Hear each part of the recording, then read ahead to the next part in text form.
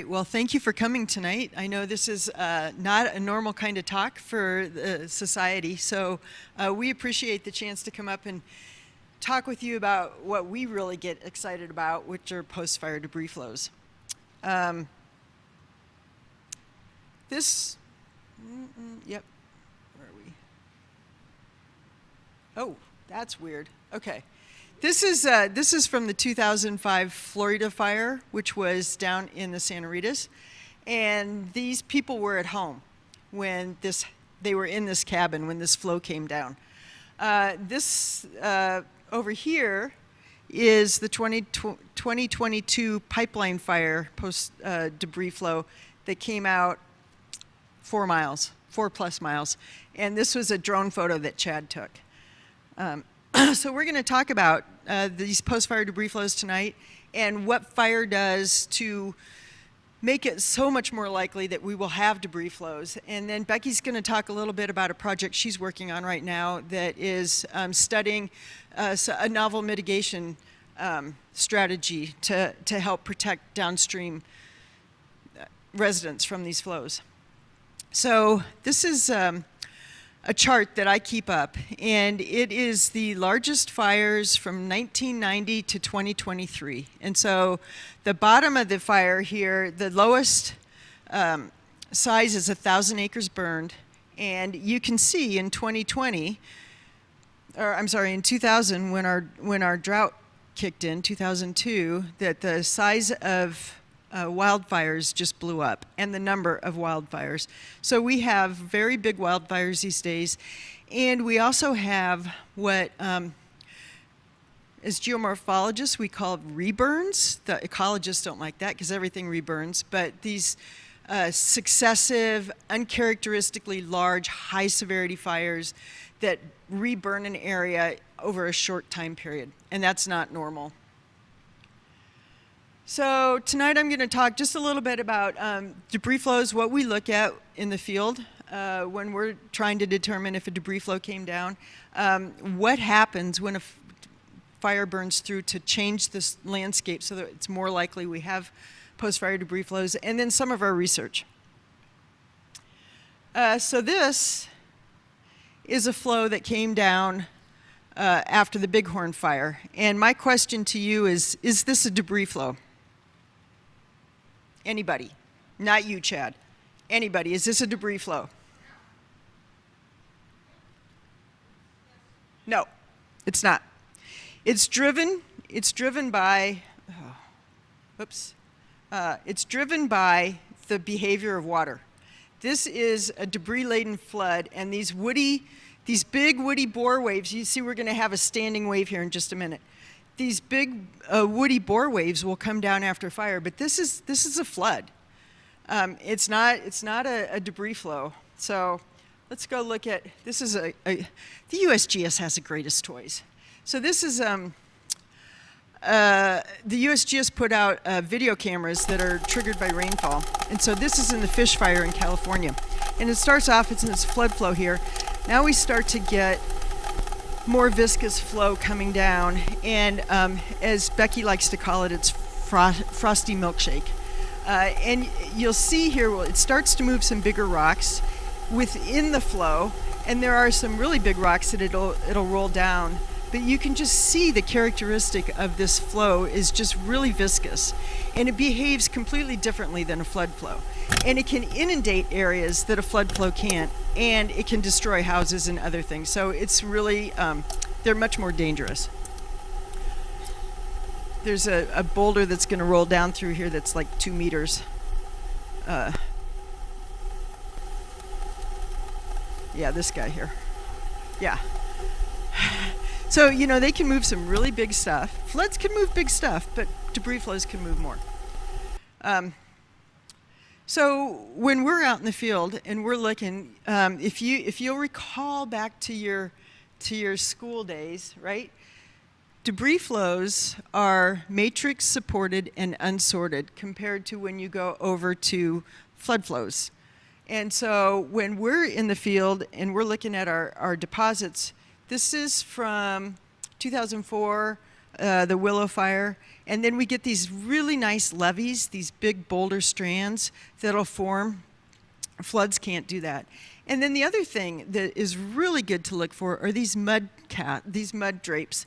And floods won't drape like that. So oftentimes if we get out into the field and it's rained since a flow has come down and we couldn't get out there beforehand, we'll peer under rocks and logs that are up high. And if we see that mud drape, we know that we had a debris flow. We have other ways to know too. And then the other thing that debris flows will do, so Becky's going to talk more about the pipeline fire here. This was one of our reburns. And what we get is these positive relief edges. Floods can't do that. Only debris flows can do that. So this is up higher where it's coarse, and then it fined going down. It dropped out some of the big stuff. This is down lower. But we had that positive edge morphology the whole way down, so we know that debris flow came all the way down. And this is the debris flow from the photo that Chad took with his drone, so that had gone out over 4 miles. So why do we care? Well, you know, if it happens in the forest and nothing's really impacted, maybe we don't care. Or maybe we do, because we can lose a lot of soil in the forest. This is from the 1994 rattlesnake fire in the Chiricahuas. And this is in Upper Ward Canyon. And that is a gully that formed after one of the monsoon storms, and it's 8 to 10 meters deep. This was, again, in the pipeline fire, and there's a person for scale. And then this is also in the pipeline fire, and this is over in Weatherford. So you can, these circles are people. So you can see how much sediment we can lose, and then it moves down into where people live.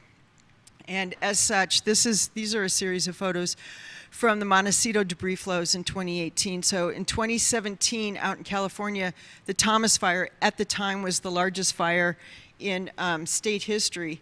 And then a really big storm came through, and 23 people lost their lives. A bunch of buildings were completely destroyed. It was a big disaster. So these post-fire debris flows, if you're in the wrong place, can cause a lot of damage. So what happens after a fire? So I have 2 photos here. One on the left, it's long unburned, and one on the right that was recently burned.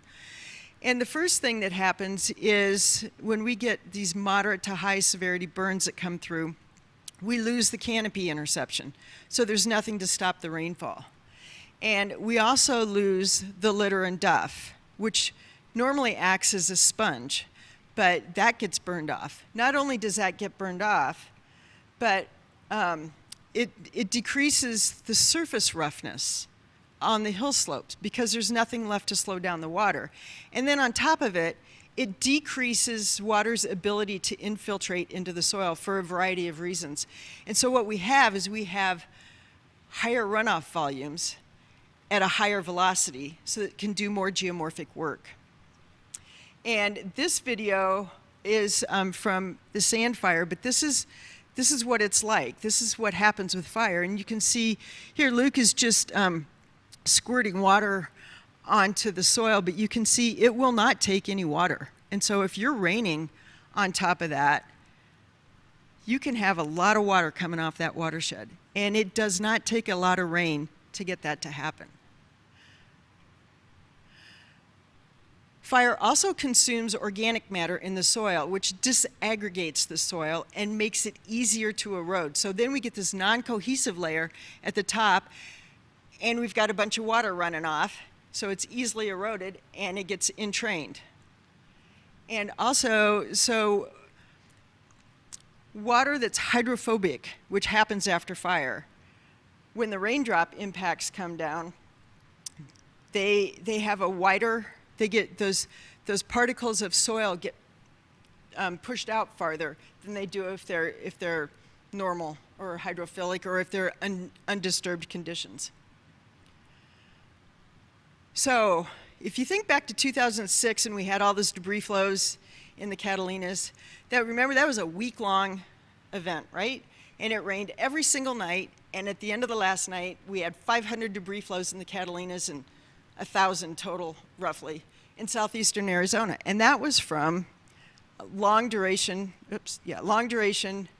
saturation excess, right? So the rained and the pores filled up, and it destabilized the hill slopes, and we had all these landslides that turned into debris flows. Fires don't do that because the water can't get into the soil. So it's infiltration excess runoff that causes floods and debris flows after fire. And in an unburned watershed, right, if we get rain and we'll have this long drawn out hydrograph as the water runs out through the watershed, and a pretty good time lag from when the storm, this is our storm, so when the storm comes to the top of our hydrograph, right? After fire, what happens is that it's a very short time lag, and you have what we call a flashy hydrograph, because everything comes off the watershed at once. And after the first storm, or the second storm, we then have enough eroded that we have concentrated flow paths, and it comes out even faster. This was taken of the Huachuca Mountains. That's Miller Canyon. That's a storm in Miller Canyon on July 10th in 2011, 2 days before the fire was contained. And this is what it looked like. The image on the left is the debris flows that happened in Miller Canyon up at the Beatty's Ranch. And then the flood flow is what actually came out at the forest boundary. So these debris flows will transition to a flood flow when it drops all of its stuff out, where it becomes unconfined and the slopes decrease. I've been in this for long enough to know that when we first started seeing a lot of post-fire debris flows, there was a lot of discussion about how it couldn't be a debris flow because there were no scarps. So this is from the Huachucas from the 2006 debris flows, and we have that telltale scarp that you see with a landslide, right? With fires, we don't see that. And so if you look over on the far right image, we have a bunch of rills that come down into the channel. And at some point, we actually have levees forming, and they actually started forming right about in the middle of where I'm pointing here. And only debris flows can do levees. So there was a lot of kind of animated discussions at GSA about, is it a debris flow, isn't it a debris flow? And finally, we got the data and the video to understand how it happens. And what happens is these rills are actually little tiny debris flows that bring sediment into the channel. And at the beginning, the sediment will drop out on a step in the channel, and it'll dewater. You can see it in the videos. And another rill comes in, and it'll deposit more sediment. And then eventually one rill comes in, and it's destabilized enough that there's essentially a dam break. And that's how the debris flow gets going, which is why we don't see scarps. Jason Keene wrote the seminal paper on this, and he called it a sediment capacitor. I prefer to call it lock and load, but that's how these things get going. It's very different than the landslide-induced debris flows. And this is a great video by Peter Nyman out of Australia, and he starts his video as soon as it starts raining. This is his study site. And so we already have a rill coming down here. And here we come. So it's a little grainy and hard to see, but. So you see those snouts right there? There's a nice little snout coming down.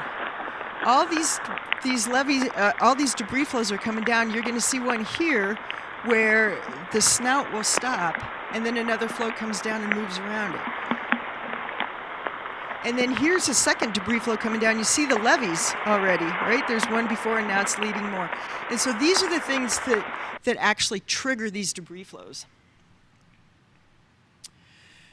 So that's how these debris flows get going. And really, this is a pretty new field. I mean, since about the late 90s. And actually, Phil and Ellen Wool have an early paper out in '91 from the Peak Fire down in the Huachucas. But you can see here, so Luke McGuire and some authors just did a Nature paper, and we counted up the publications over time, and you can see that it's recent that this field has really gotten going, and it's because our fires have gotten so big. We have our group here, AZGS and Geosciences, has about 24 articles now out on this stuff since 2017. And these are our field sites. These are the fires that we've taken data from. So you can see we have a few in New Mexico, mostly we're in Arizona, and several of these are Reburns. And this is what we do in the field. So when a fire happens that we think is worth instrumenting, we'll work with the Forest Service. We have a couple key people that we work with, and a lot of people on the burned area emergency response teams who will say, well, I think you should look at these drainages based on the steepness and the burn severity. And we select our study sites, and so we will install these tipping bucket rain gauges so we have continuous rainfall. And then we install these non-vented pressure transducers in the channel. And what they do is that records the timing of the flow, the wavefront passing, and then we can also tell by the signal from the pressure transducer if it's a flood, which will be more of a long drawn-out signal, or if it's a debris flow where it's really pointy and flashy. We take mini disk measurements. This tells us how easy water goes into the soil. And we do land cover, which changes over time. And then we just do field observations, going out there and seeing, was there a debris flow? So we can tie different storms, rainfall rates, and timing of flow to different flow events in these fires. And then we also use time-lapse cameras when we can. This is from the Buzzard Fire. And so it's not constant. This is just every minute, but it still gives us great data, right, for the timing of flow and the type of flow. So we use all variety of equipment that we can get our hands on to capture data. And I will say that this is changing because other states are really getting involved. But outside the USGS, the current database that we have that is this here, that is from these fires, is the largest outside of the USGS's database. No other state has this much data currently. It is changing because more states are having to get involved, but they're having bigger fires. Okay, so what do we do with this data? So on this graph on the left, the blue line is the rainfall data from the tipping bucket rain gauge, and the red line is from the pressure transducer. So we can tell when the debris flow went by. And a key thing to note here is that the debris flow was triggered by a rainfall intensity that was less than the peak intensity. So knowing the timing is really important. And this is how we develop these rainfall intensity thresholds that can provide warnings for people to know if there's likely to be a debris flow or not. And this is what these thresholds look like. So on the left here, the orange are events that were debris flows with intensity, 15-minute intensity duration, is typically what we use. This one here, that's been found to be best correlated with fires, with post-fire debris flows. And then over on the right are the rainfall triggering intensities that we have for our region.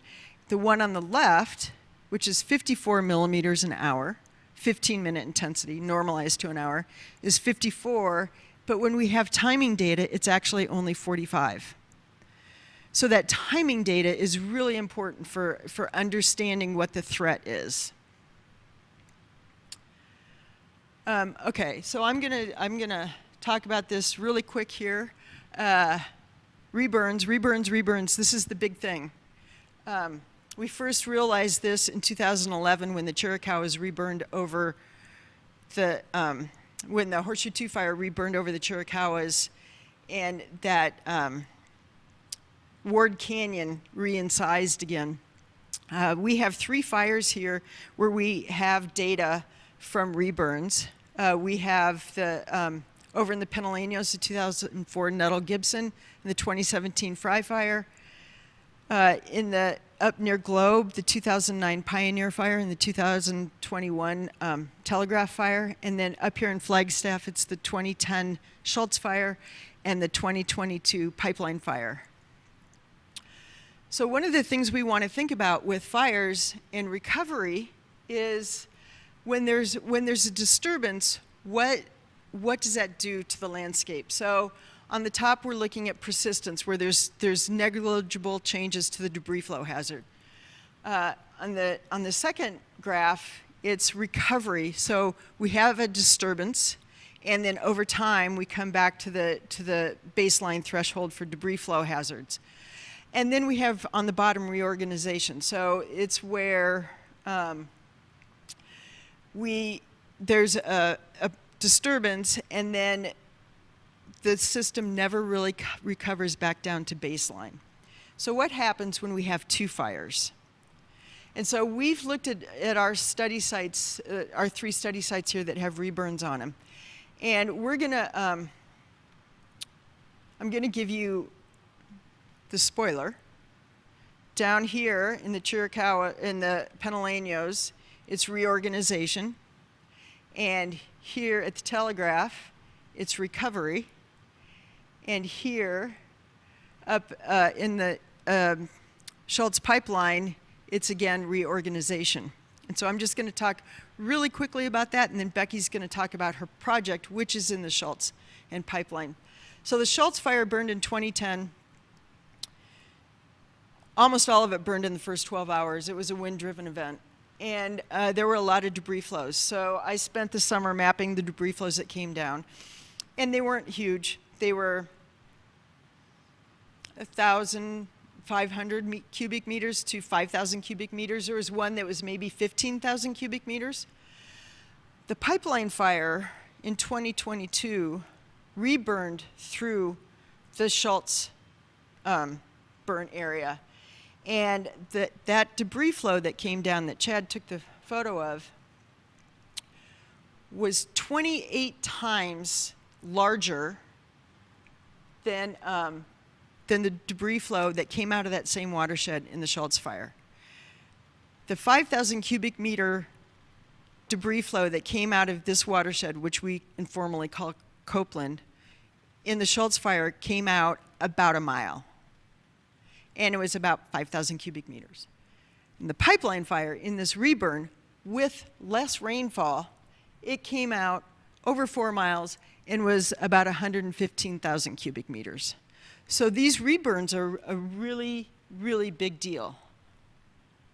Or they can be. And over here, here's the Schultz. Here's the Schultz, in the blue box is the Schultz volume, and then there's the volume from 2022. And so clearly we are in an area, in a reorganization up there in the Schultz pipeline burn area.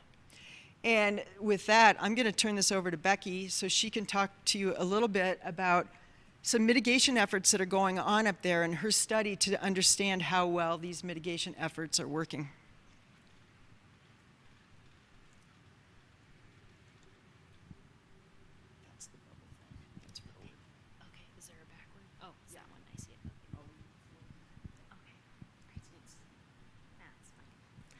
Hi. So as Ann said, I'm going to be talking about a project I've been working on in the Pipeline and Schultz burn scars. So this is really a tale of 2 fires.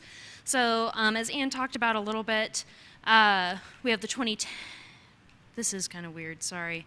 We have the 2010 Schultz fire, which is depicted here with the soil burn severity map with all the different colors. And then where the Pipeline Fire reburned those slopes in the Schultz fire. And the Schultz fire is outlined in black there. Okay. So an important thing to note here is folks who aren't familiar with the San Francisco peaks, we are in a very, very steep environment. I don't know if I like this thing. And that these slopes burned at high and moderate severity, both in the Schultz and again in the pipeline, which is really uncharacteristic for this environment. And unfortunately, during the Schultz fire, the debris flows and flood flows that came down after that did kill one person, a 12-year-old girl. So it kind of just goes to show that these things are really important to study, especially in terms of public safety. And then here we have the pipeline fire, and again, that burned over those steep slopes in the Schultz. And as Ann had said, the flows that came out of the pipeline were completely different from those in the Schultz, and running out 6 times farther and having a much greater volume. And something I'd really like to drive home here that we'll get into a little bit more later is just looking at what the landscape looked like after the Schultz versus the pipelines. This is roughly in the same area on the hill slope. So after the Schultz, there's still a lot of, standing trees. There's a lot of soil still left on the hill slopes. And then moving over to after the pipeline, I describe it as there being hardly a stick left. And those rills are showing that a lot of the sediment in soil has been removed from the hill slopes.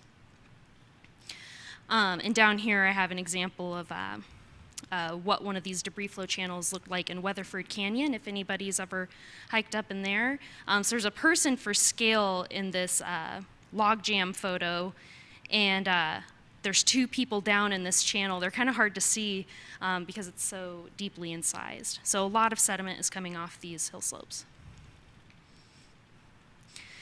So the next couple slides, I'm going to show what this landscape looked like prior to the Schultz, after the Schultz, and then before and after the pipeline. So here's our pre-Schultz photo, lots of vegetation on the hill slopes. These little stars just depict some of my study sites that I'll get into later. And then if we move to after the Schultz, we can still see like there's remaining vegetation around, there's still standing snags. These little strands are the debris flows that came down after the Schultz fire. Now we look at pre-fire 2022. This was right before the pipeline fire, and I feel like the difference between 2022 and 2011 is pretty stark in terms of vegetation. Like these hill slopes look pretty barren. There's still some refuge for the aspens up on these north-facing slopes, but it's already looking pretty sparse. So let's see what happens after the fire. So this is just a couple days after the fire was contained. We start seeing some light flows coming down, but then this is after the monsoon season in 2022. So just going back and forth there was a lot of debris flow activity, and I'd like to highlight that these debris flows did spill out into the neighborhoods and caused quite a lot of damage and wreaked havoc. Surprisingly and thankfully, nobody got caught up in these flows. So that's good because these flows came out really far into the neighborhood, so it's kind of a miracle that nobody was hurt. Whoops. Oh, there's supposed to be one more in there. Let me go back. Oh well. And then this is just a close-up of like what those hill slopes look like in person. This is after the Schultz. We see a lot of soil, a lot of roots, trees still standing on the landscape. And then after the pipeline, again, there's hardly anything left. So what are we doing about this? We know sediment's going to be coming off these hill slopes. There's folks who live down on the alluvial fans. What are we going to do to keep them safe, or attempt to keep them safe? So that's where this novel flood mitigation technique comes into play. So typically in places that are prone to debris flows, big sediment basins are dug out to basically act as a bowl to catch the sediment and water coming down the hill slopes. But this method takes the existing alluvial fan structure and basically just widens it. It removes the channelization that exists prior and kind of makes a big spot for stuff to spill out onto. So the idea behind this is as the flow comes out of the confined channel up here, it's going to spill out onto here, drop its sediment load, spread out the water, and promote infiltration.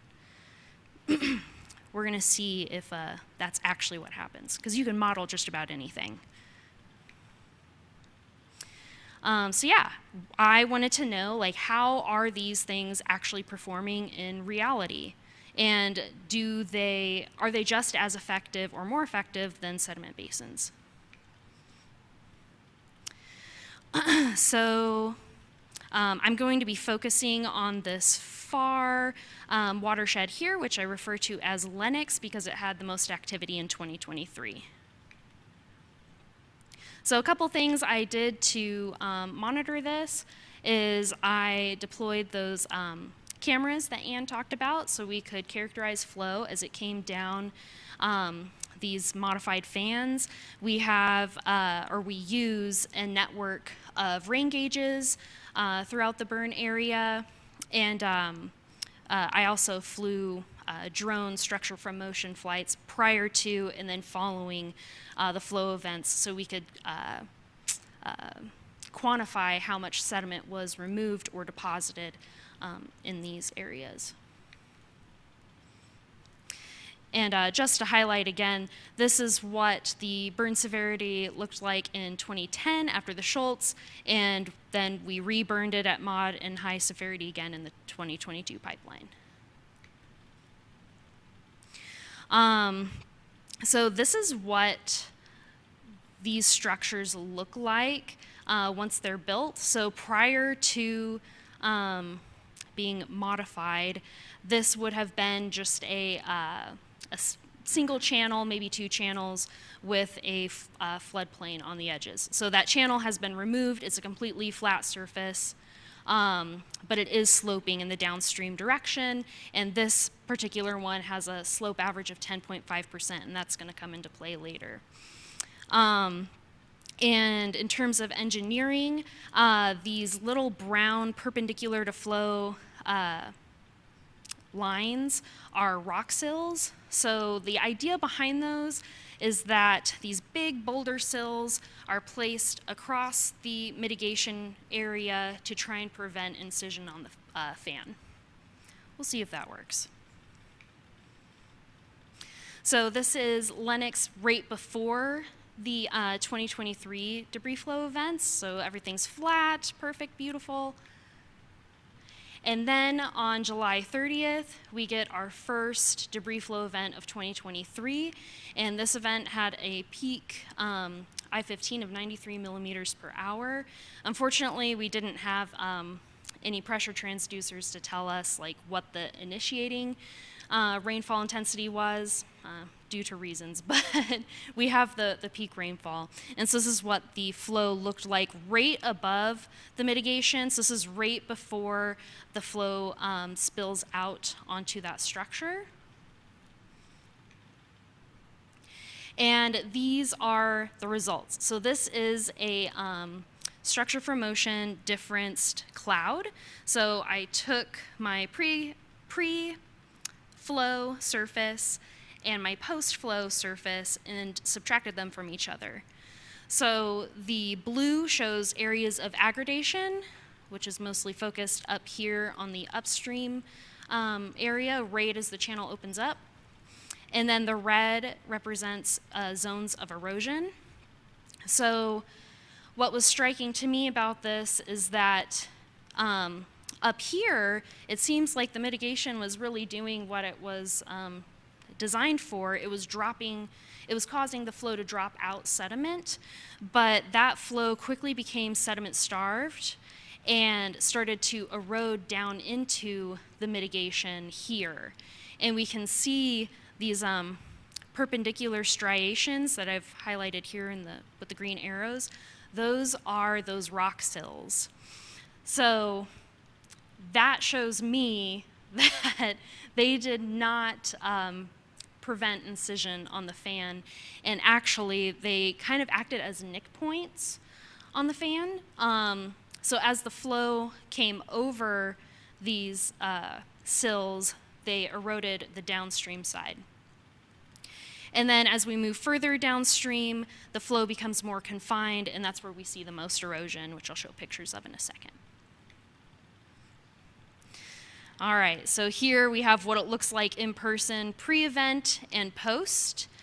So we can see that right behind my field partner here, they are standing near one of those rock sills. So there's a lot of incision happening on that downstream side. And there's another example of it right here. And then downstream, where the flow reconfines, we start to see a lot of erosion into the bed. So right near this person's head is where the pre-flow surface was at, and you can see it's incised about 1.5 meters to 2 meters down into the bed. Let's see, I can't remember if it's on the next slide. Yes, yeah, and here's just another example of that. I can't remember, no. So when I quantified the change from here, I found that there was a net loss of sediment, a net loss of 1,000 cubic meters from this mitigation structure. So that means it actually acted as a sediment source rather than a sediment sink. That's concerning. And somewhat fortunately for me, this mitigation structure was regraded after this flow event. So this is right after the flow, and this is sometime in early September. So it created another perfect opportunity to study what happens to this thing with subsequent flows. And I got that flow on September 2nd. So this event was a lot smaller than the July event. So it only had a peak intensity of 53 millimeters per hour, but we still had similar results where this is the pre and then this is the post surface. So we can see channelization and erosion occurring on the mitigation. And this is just showing right before the flow enters the fan. We had some sediment aggradation actually in this area, even though it's still confined, which I found pretty interesting. So it must have been very sediment laden, I'm not quite sure. And although this event wasn't quite as drastic as the one in July, we still saw similar patterns where there was deposition on the upper part of the fan and erosion on the middle and lower portions. And again, this is just showing at those rock sills, there's a lot of incision happening downstream of those. Oh, let me go back. And this event also resulted in a net loss. About 500 cubic meters of sediment was lost. So in both these events, the mitigation acted as a sediment source. Not good. So what we've learned so far is that this watershed is likely not sediment limited, which is really unique for Arizona. Typically, when we have a debris flow come down a channel, it's kind of like a one and done thing. until the next fire.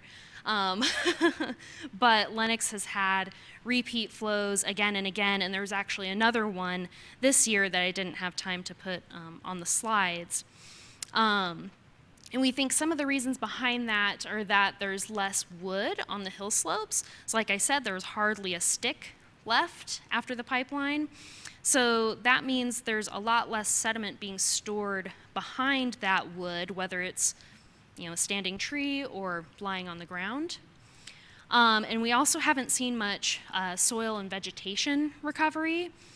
So again, we don't have the mechanisms to hold that soil on the surface. And we also found that there's deposition on the upstream side of the mitigation, but erosion on the lower sides. Very concerning. And that flow is channelizing on these structures. And it may just be that the gradient of these structures is too steep for them to behave as modeled. So maybe this region just isn't the best place to implement that strategy.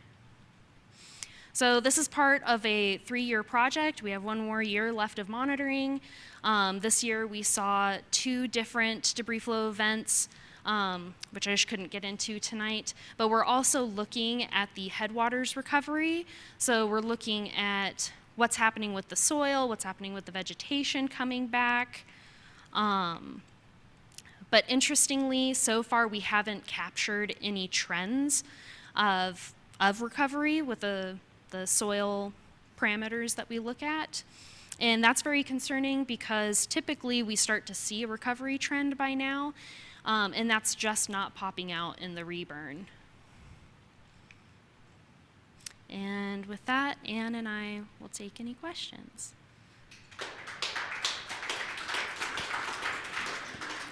Yeah. Oh.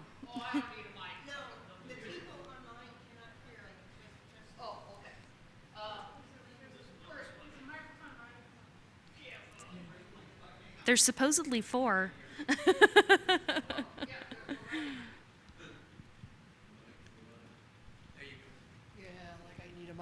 So when you were looking at the rock sills that were in place and you were noticing that there was downstream erosion, is there an idea of removing those rock sills since they were causing the erosion and you were seeing deposition further upstream where there weren't rock sills? I think it's kind of whatever you do, you're going to have incision on the fan, whether you have the rock sills or not. And I think it's because it's at that steep gradient and the flow wants to pick up sediment. Because in building these mitigation structures, they had to bring in rock and remobilize sediment to create that flat surface. So the sediment that's available at the surface is disaggregated. It's very easily entrained. So I think either way, you're going to have channelization on the structure. Yeah. Thank you for the wonderful presentation. It's been very interesting. You hinted that the flow gradient, the gradient of topography might be one of your variables, and you didn't speak to that. So it could be that you're just getting more variables than you're able to assess, because flow dissipators like those rail structures are commonly used to slow flow, and they're commonly used. So something is overpowering those rails, and is the topography gradient different in that stretch than the upstream or downstream stretch? So we also did a study below the museum fire burn. And in the museum, the same company that designed these, they had another structure that had only a 4% grade. And at that location, we did see deposition and very minimal incision on that fan. So that's why I think ramping the gradient up to 10.5%, that likely has an effect on whether flow channelizes and digs into the surface. Hi, can you hear me? Yes. Okay, two questions. First of all, thank you and your crew for showing up. It's very nice of you. And it introduced us to something we normally don't see here at the AGS, so thank you. And I was just curious, number one, this is Forest Service land? Yep. Has the Forest Service pursued any mitigation planting of either ponderosa pine or on the lower areas some junipers? That would be one question. And then also on the downstream side of these mitigation structures, is it possible to armor where the water is churning out and creating erosion pockets? Can you take larger rocks and armor those areas so you get less erosion? So for the first question, yes, there is replanting going on. There was a huge crowd of folks replanting this summer. So the slopes are just covered in new trees, which is great. We'll see how many survive, but it's great to see that. And then the second question about armoring the bed, I'm not quite sure how effective that would be because the flow is so channelized downstream of this mitigation. I think once you move out of that armored zone, you're going to start entraining sediment because you have a lot of stream power moving through a small space, if that makes any sense. Yeah.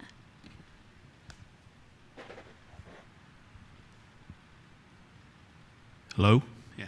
No, just an observation. If you go to the Pantano Wash on the east side, you'll see effectively rails. And you will see these ditches right beyond them, exactly the same behavior you're describing. And it's been going on, I assume, for decades.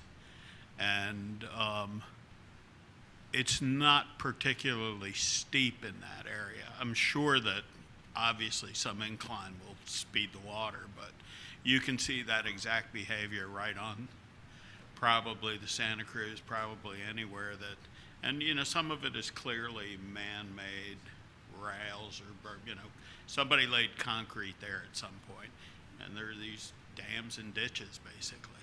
Mm-hmm. It all comes down to stream power. So in the Pantano Wash, you have higher discharges than what you're going to see coming out of this drainage.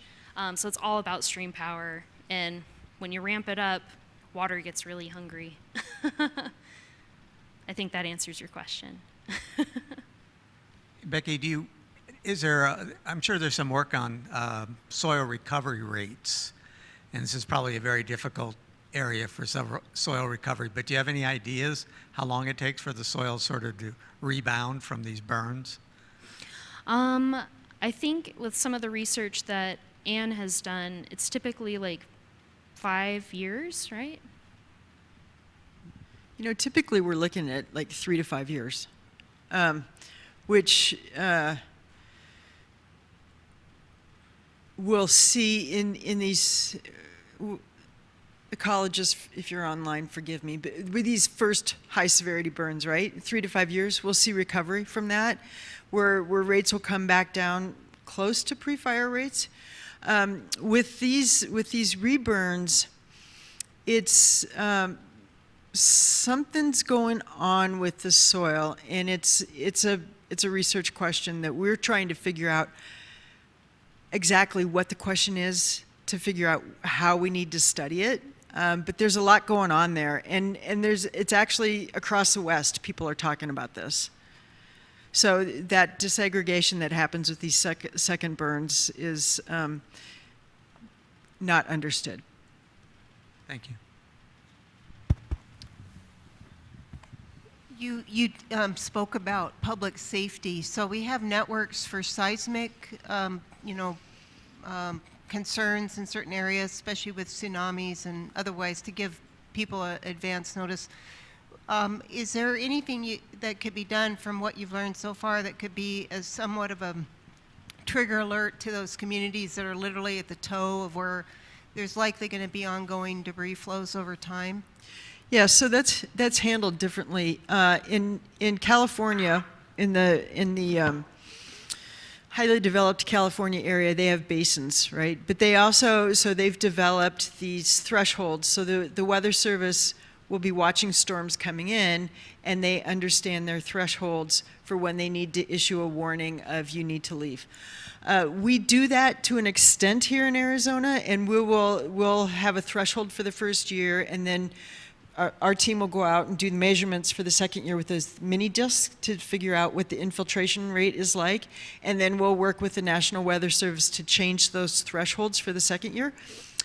But the problem is that we don't have the capability of understanding soon enough what those rainfall intensities are going to be. So a lot of times there's not the time lead to be able to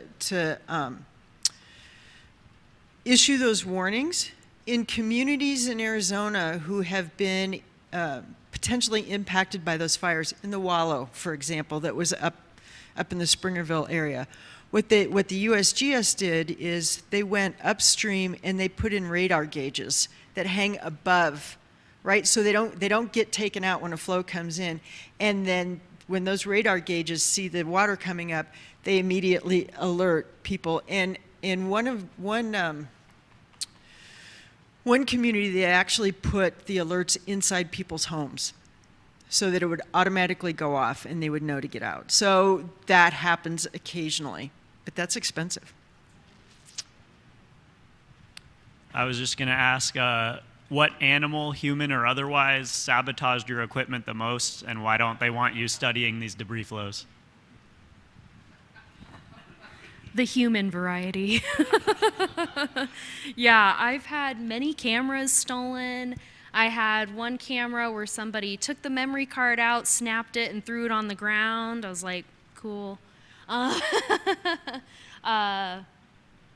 Yeah, and so thankfully we have quite a few cameras on each one of these modified fans, so we can still characterize what the flow is like. I think that answered all your questions, right? Were there any elk or deer Yeah. butt scratching? Yes, there were elk that loved to rub their booties on the post, the posts that these cameras were on, and a couple times the posts were completely knocked over.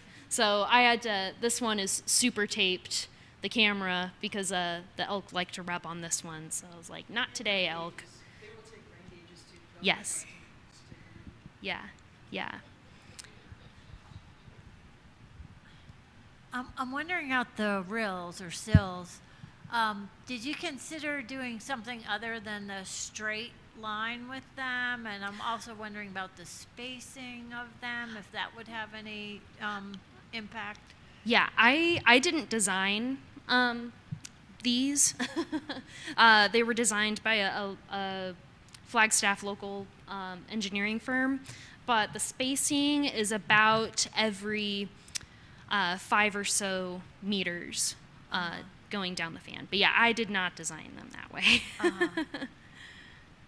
Well, yeah, I just wonder if a different design or, a different shape of the rill or spacing would have some impact. Yeah. What was that?